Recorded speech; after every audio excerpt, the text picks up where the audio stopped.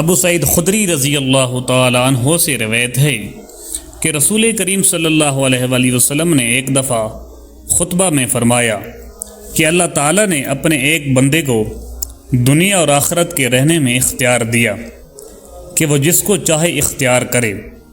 بندے نے وہ پسند کیا جو اللہ کے پاس ہے، یعنی آخرت۔ یہ سن کر ابو بکر رضی اللہ تعالی عنہ رونے لگے۔ میں نے اپنے دل میں کہا کہ اگر خدا نے اپنے کسی بندے کو دنیا اور آخرت میں سے کسی کو اختیار کرنے کو کہا اور اس بندے نے آخرت پسند کر لی تو اس میں ان بزرگ کے رونے کی کیا وجہ ہے؟ لیکن یہ بات تھی کہ بندے سے مراد رسول اللہ صلی اللہ علیہ وآلہ وسلم ہی تھے، اور ابو بکر ہم سب سے زیادہ جاننے والے تھے۔ حضور صلی اللہ علیہ وآلہ وسلم نے ان سے فرمایا، ابو بکر آپ روئیے مت، اپنی صحبت اور اپنی دولت کے ذریعے تمام لوگوں سے زیادہ مجھ پر احسان کرنے والے آپ ہی ہیں، اور اگر میں کسی کو خلیل بناتا ہوں تو ابو بکر کو بناتا ہوں، لیکن جانی دوستی تو اللہ کے سوا کسی سے نہیں ہو سکتی۔ اس کے بدلے میں اسلام کی برادری اور دوستی کافی ہے۔ مسجد میں ابو بکر رضی اللہ تعالی عنہ کی طرف کے دروازے کے سوا تمام دروازے بند کر دیے جائیں۔ صحیح بخاری حدیث نمبر 466۔ حضرت عبداللہ بن عباس رضی اللہ تعالی عنہ سے روایت ہے کہ رسول اللہ صلی اللہ علیہ وآلہ وسلم اپنے مرض وفات میں باہر تشریف لائے۔ سر پہ پٹی بندھی ہوئی تھی۔ آپ صلی اللہ علیہ وآلہ وسلم منبر پر بیٹھے، اللہ کی حمد و ثنا کی اور فرمایا، کوئی شخص بھی ایسا نہیں جس نے ابو بکر بن ابو قحافہ سے زیادہ مجھ پر اپنی جان و مال کے ذریعے احسان کیا ہو، اور اگر میں کسی کو انسانوں میں سے جانی دوست بناتا ہوں تو ابو بکر رضی اللہ تعالی عنہ کو بناتا ہوں۔ لیکن اسلام کا تعلق افضل ہے۔ دیکھو ابو بکر رضی اللہ تعالی عنہ کی کھڑکی چھوڑ کر اس مسجد کی تمام کھڑکیاں بند کر دی جائیں۔ صحیح بخاری حدیث نمبر 467۔ عبداللہ بن عمر رضی اللہ تعالی عنہ سے روایت ہے کہ نبی کریم صلی اللہ علیہ وآلہ وسلم جب مکہ تشریف لائے اور مکہ فتح ہوا تو آپ نے عثمان بن طلحہ رضی اللہ تعالی عنہ کو بلوایا، جو کعبہ کے متولی چابی برادر تھے۔ انہوں نے دروازہ کھولا تو نبی کریم صلی اللہ علیہ وآلہ وسلم، بلال، اسامہ بن زید اور عثمان بن طلحہ چاروں اندر تشریف لے گئے۔ پھر دروازہ بند کر دیا گیا اور وہاں تھوڑی دیر تک ٹھہر کر باہر آئے۔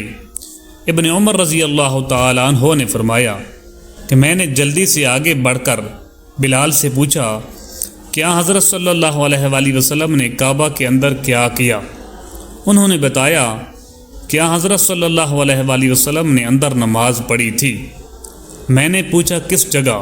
کہا کہ دونوں ستونوں کے درمیان۔ عبداللہ بن عمر رضی اللہ تعالی عنہ نے فرمایا کہ یہ پوچھنا مجھے یاد نہ رہا کہ آپ نے کتنی رکعتیں پڑھی تھیں۔ صحیح بخاری حدیث نمبر 468۔ سعید بن ابی سعید مقبری کے واسطہ سے بیان کیا، انہوں نے حضرت ابو ہریرہ رضی اللہ تعالی عنہ سے سنا کہ رسول اللہ صلی اللہ علیہ وآلہ وسلم نے کچھ سواروں کو نجد کی طرف بھیجا تھا۔ وہ لوگ بنو حنیفہ کے ایک شخص ثمامہ بن اسال کو بطور جنگی قیدی پکڑ کر لائے اور مسجد کے ایک ستون سے باندھ دیا۔ صحیح بخاری حدیث نمبر 469۔ صاحب بن یزید نے بیان کیا کہ میں مسجد نبوی میں کھڑا تھا، کسی نے میری طرف کنکری پھینکی، میں نے جو نظر اٹھائی تو دیکھا کہ حضرت عمر بن خطاب رضی اللہ تعالی عنہ سامنے ہیں۔ آپ نے فرمایا کہ یہ جو سامنے دو شخص ہیں انہیں میرے پاس بلا کر لاؤ۔ میں بلا لایا۔ آپ نے پوچھا کہ تمہارا تعلق کس قبیلہ سے ہے، یا یہ فرمایا کہ تم کہاں رہتے ہو؟ انہوں نے بتایا کہ ہم طائف کے رہنے والے ہیں۔ آپ نے فرمایا کہ اگر تم مدینہ کے ہوتے تو میں تمہیں سزا دیے بغیر نہ چھوڑتا۔ رسول کریم صلی اللہ علیہ وآلہ وسلم کی مسجد میں آواز اونچی کرتے ہو۔ صحیح بخاری حدیث نمبر 470۔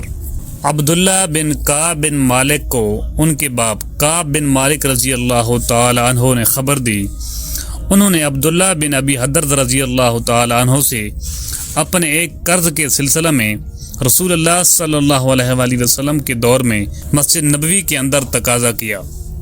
دونوں کی آواز کچھ اونچی ہو گئی، یہاں تک کہ رسول اللہ صلی اللہ علیہ وآلہ وسلم نے بھی اپنے حجرے سے سن لیا۔ آپ اٹھے اور حجرے پر پڑے ہوئے پردہ کو ہٹایا۔ آپ نے کعب بن مالک کو آواز دی، اے کعب۔ کعب بولے، یا رسول اللہ حاضر ہوں۔ آپ نے اپنے ہاتھ کے اشارہ سے بتایا کہ وہ اپنا آدھا قرض معاف کر دے۔ حضرت کعب نے عرض کی، یا رسول اللہ میں نے معاف کر دیا۔ آپ نے ابن ابی حدر سے فرمایا، اچھا اب چل اٹھ، اس کا قرض ادا کر۔ صحیح بخاری حدیث نمبر 471۔